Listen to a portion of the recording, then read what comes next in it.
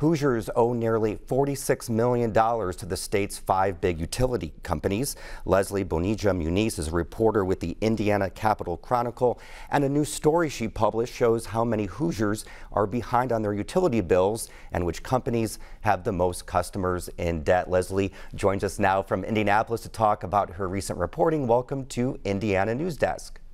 Thank you so much for having me. So Leslie, you crunched numbers from the state's Office of Utility Consumer Counselor to come up with this figure, about $45.6 million owed to utilities, a big number.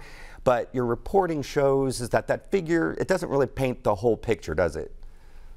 Yeah, no. So it's about 186,000 people around the state that owe that amount of money, or they did in March. That's the most recent month that we have data for all 5 of the investor-owned utilities. But you're right. We only have data from those 5 electric, natural gas, and electric companies.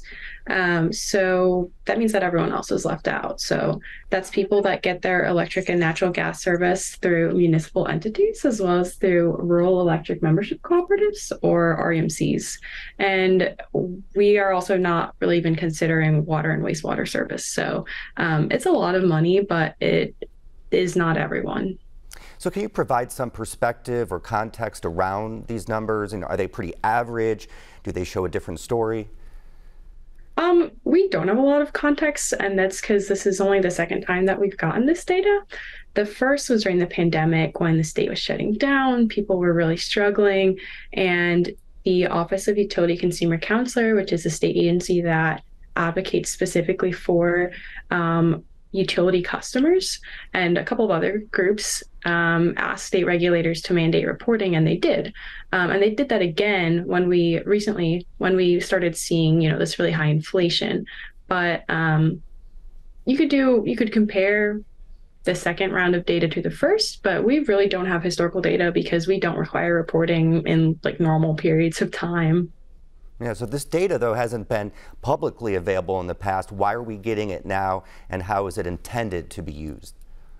Yeah, when they made the most recent filing, the Office of Utility Consumer Counselor cited that high inflation, and I believe that Commissioner referred to it as a perfect storm of economic conditions. So that's why we're getting it this time.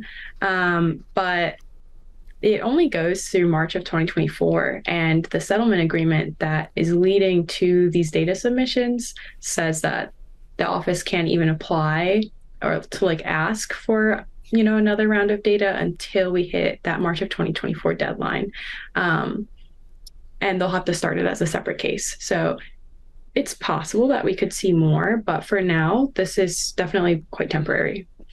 And I want to add that state bills proposing action like this haven't really gotten anywhere. So that is why we don't have, consistent. All right. This is a case by case basis. We have to leave it there. Thank you so much for your time. Appreciate it.